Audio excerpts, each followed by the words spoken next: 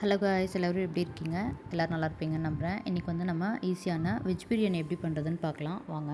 அதுக்கு வந்து நான் இப்போ ஒரு மிக்ஸி ஜார் எடுத்திருக்கேன். பட்டை, கிராம்பு, சோம்பு, 2 வரமிளகா, 3 சின்ன வெங்காயம், இஞ்சி பூண்டு பேஸ்ட் இருக்கவங்க இஞ்சி பூண்டு பேஸ்ட் ஆட் பண்ணிக்கலாம். நான் வந்து ஃப்ரெஷ்ஷாக அரைக்கணும்னு சொல்லிட்டு வீட்டில் இருக்க இஞ்சி பூண்டு தனியாக எடுத்து வச்சுருக்கேன்.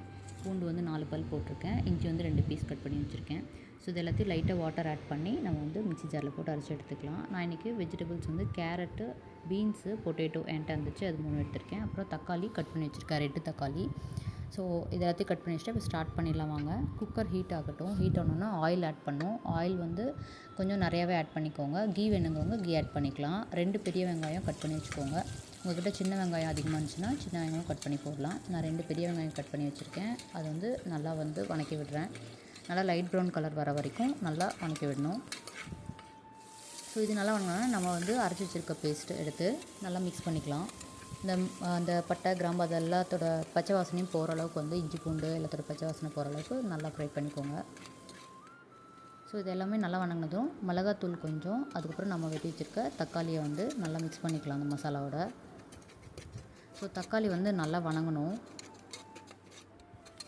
ஸோ நல்லா மிக்ஸ் பண்ணிக்கோங்க. தக்காளி நல்லா வதங்கின வாட்டி நம்ம கட் பண்ணி வச்சுருக்க வெஜிடபிள்ஸ்லாம் ஆட் பண்ணிக்கலாம். கேரட்டு, பீன்ஸு, பொட்டேட்டோ 3 வந்து நான் ஆட் பண்ணிக்கிறேன்.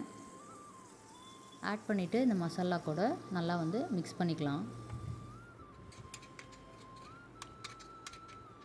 ஸோ நல்லா மிக்ஸ் ஆக்கிட்டு கொஞ்சம் நேரம் வந்து வேகணும் நம்ம ஆட் பண்ணியிருக்க வெஜிடபிள்ஸ்லாம். ஸோ ஒரு 5 மினிட்ஸ் நல்லா வேக விடுங்க. ஸோ பார்த்திங்கன்னா தெரியும், நான் ஒரு 5 மினிட்ஸ் கழித்து மறுபடியும் ஒரு டைம் வதக்கி விடுறேன். ஸோ காயெல்லாம் கொஞ்சம் நேரம் வெந்ததுக்கப்புறமா நம்ம வந்து அரிசி வந்து கழிஞ்சு ஆட் பண்ணிக்கலாம். நான் வந்து இன்றைக்கி 3/4 டம்ளர் அரிசி எடுத்திருக்கேன். ஸோ ஃபுல்லாக தண்ணியெல்லாம் ட்ரை பண்ணிவிட்டு நல்லா அரிசியெல்லாம் எடுத்து கலந்து விட்டுட்டு 3/4 டம்ளர் அரிசிக்கு 2 டம்ளர் தண்ணி ஊற்றுறோம். ஸோ பார்த்திங்கன்னா தெரியும், நல்லா மிக்ஸ் பண்ணிக்கோங்க. அப்புறம் சால்ட் வேணுங்கிற அளவுக்கு சால்ட்டு டேஸ்ட்டு செக் பண்ணிட்டு ஆட் பண்ணிக்கோங்க. சால்ட் ஆட் பண்ண வாட்டி நல்லா ஒரு டைம் மிக்ஸ் பண்ணிக்கோங்க. மிக்ஸ் பண்ணிவிட்டு குக்கர் மூடிட்டு 2 விசில் விடுங்க. விசில் சவுண்ட் அடங்குன்னு பார்த்திங்கன்னா நம்ம வெஜ் பிரியாணி ரெடி ஆகிடும். ஸோ 3/4 டம்ளருக்கு நீங்கள் 2 டம்ளர் தண்ணி ஊற்றணும். அதே மாதிரி 1 டம்ளருக்கு வந்து 2.5 டம்ளர் தண்ணி ஊற்றுங்க. ஸோ பார்த்திங்கன்னா தெரியும், குழையவும் இல்லை, அதே மாதிரி வந்து அடி பிடிக்காமல் நல்லாவே வந்திருக்கு.